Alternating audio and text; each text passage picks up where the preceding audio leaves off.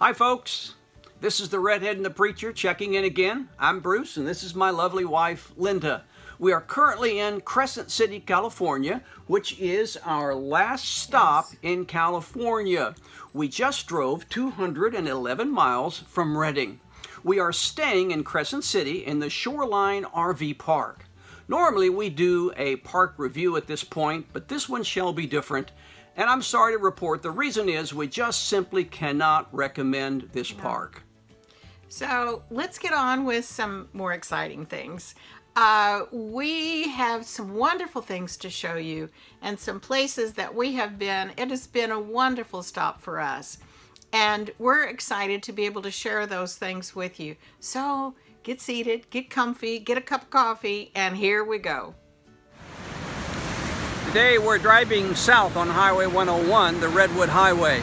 The sights along this highway are absolutely incredible. Right now we stopped at a turnout to see the beautiful ocean scene, as many other people also have. I hope you can hear the waves behind me, or I hope you can hear me above the waves.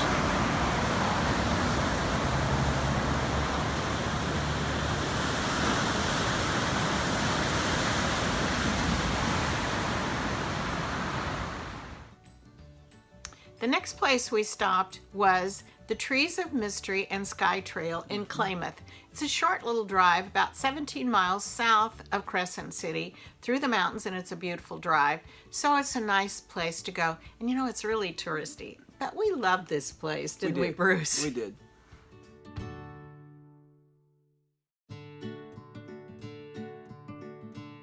We're still traveling down Highway 101. We're in Klamath now at the Trees of Mystery and Sky Trail.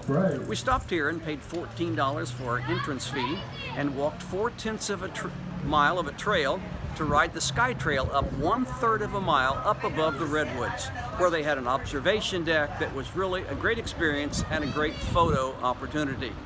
The building you can see is very nice. There's the entrance to the trail right over there. And they have things for the kids, and Paul Bunyan is always talking.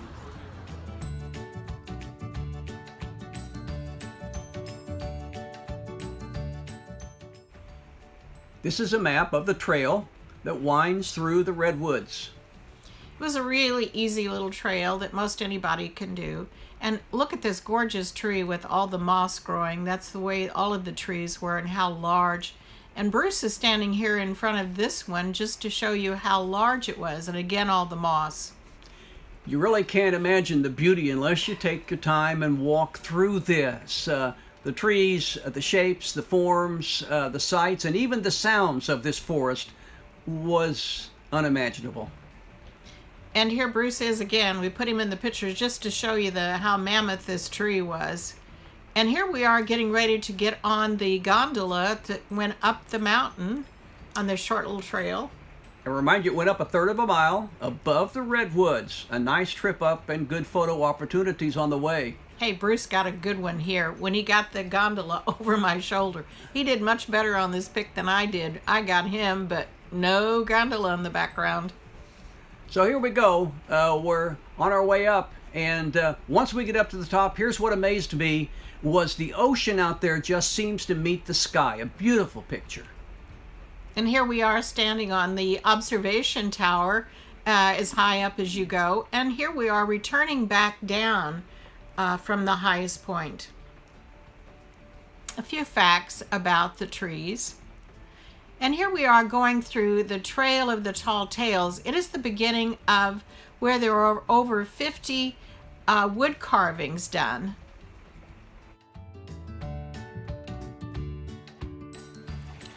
Okay, this is our furthest south destination on Highway 101.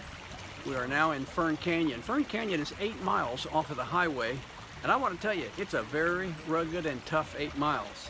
Unpaved, lots of potholes, and narrow. Now we're in the canyon, as I said, and I'm not so sure it was worth the trip.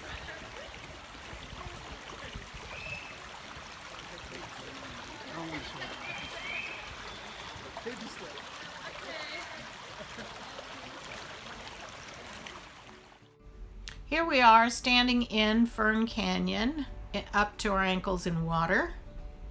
It was very difficult to get into the Fern Canyon driving in, but it was also difficult to walk around. You had to make the trek over some logs. Looks like you're walking on a tightrope, Bruce. I got wet. We are driving back from Fern Canyon, and as you can see from this video, that the road, it's so bumpy. It's one lane. It's just full of potholes, and it is 8 miles from the nearest paved road, and just unpassable in several areas. And so you need to decide if you really want to go to Fern Canyon. And along this road, you do have, if you have a car that's low, you do have to go across a couple creeks that lower cars could not go across. So, and then of course when you get to Fern Canyon, you're in water up in your ankles for most of the way. I think our favorite place was Jedediah Smith State Park, and it was close to where we were, just 9 miles east of Crescent City on 199. We are now entering the Jedediah Smith State Park. You can stop and get a really good map from the rangers, and they'll tell you that the Howland Hills Scenic Drive is the best drive in the park, and of course to Stout Grove. The park was named for Jedediah Strong Smith, who in the 1820s became the first white man to explore the interior of Northern California. There's our truck as we're going between two of the huge redwoods. It was really, really a beautiful drive along the Howland Hill Road. It was beautiful, but our destination inside the park was really the trails. The two we wanted to walk was the river trail, but then also the trail through Stout Grove. We got started, and hey, there's my fearless companion on the trail with walking stick all ready to go. Can I say that we love this trail? I don't mean to overemphasize that, but we did. It was beautiful, Bruce. We were pretty much alone. There wasn't a lot of other people walking the river trail, and we just took our time and we just enjoyed the scenery, the sights, and the sounds. The trail was pretty easy, except this spot right here. Some debris had fallen over the path, and you did need to do a little bit of climbing. But it was redwoods and redwoods and more redwoods, and we did not grow tired of any one of them, of looking and seeing. Now, and most of the pictures here, I put Bruce in front of the trees so you can see how large they actually are, because it looks like just a regular tree otherwise. Isn't that picture magical looking? And that's the way they looked. And a lot of movies were filmed here. And of course we followed right along the side of a creek bed, and you could hear the little water running. It was just a glorious day for us. And here I am inside of a giant redwood. It was beautiful. The scenery, we didn't get tired of it. It changed, but it was the same in many ways. Yes. Our walk was a walk that we could do again and do over and over. Yes, it was beautiful. And this tree had lost its bark, so it was different. But the bark on the redwood trees were just gorgeous. And here we have arrived at the Stout Grove Loop Trail. We made the whole loop, and they had a lot of the stumps of the trees that had fallen, but the moss that were growing on them was just beautiful in all the different colors.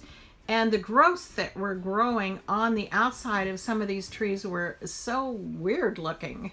And here's another of these stumps, and here's Bruce standing to show you the size of how big they are. Stout Grove was more than amazing. It was used in Star Wars. If you're a Star Wars fan, if you've seen the movies, some of these very trees that we've just shown you, they are also in Star Wars. And all of the ferns that are growing everywhere that were just gorgeous. This park was established in 1929 with land donated by the family of the lumberman Frank Stout, and thus that's why the fabulous Stout Grove. The park covers 10,000 acres. It was huge. It was huge, but it was beautiful. This is a wild rhododendron that we saw blooming profusely all through the Jedediah Smith State Park that were just beautiful. There were so many wildflowers, and this is a Douglas iris that was blooming. And this strange looking thing here is an ice plant, or sometimes called a pig face. And they were blooming all along the sides of the ocean when we were doing some hikes. And the other plant that we saw a lot of was the Redwood sorrel, which looks sort of like clover with a little small bloom. This is Battery Point Lighthouse. It was built in 1856 and sits on a tiny island. It can only be reached on foot at low tide. This is the view from our RV park. A few miles away is Crescent City's other lighthouse, St. George. This lighthouse was built and completed in 1892. It's 6 miles from shore and therefore is barely visible from land. We drove along Pebble Beach coming back, and this is a drive that we would highly recommend. Another stop not to be missed in Crescent City is Rumiano Cheese Company. Rumiano started on a small dairy farm in 1919, and it is the oldest family-owned cheese company in California. You can watch the cheese production through a glass window. The cheese is good, and many of the prices were right. So, Linda, it's time for the last question. Where are we going next? Well, I'm excited to tell you all. We're going to Oregon. And Oregon was the reason that we planned this trip in the first place. It was. We've been here before, but never for this long of a period of time. So the campground we're going to is going to be really nice. So, and it's right on the beach. Can we beat that at all, Bruce? I don't think so. And there's so many things to see in the area we're going to be in. So we're really excited to be able to share those things with you. So we look forward to you coming back and joining us next time. So until then, you all have a really nice day. Don't forget to watch and subscribe, and we always appreciate those questions and comments. Hey, God bless you all, and may God bless America.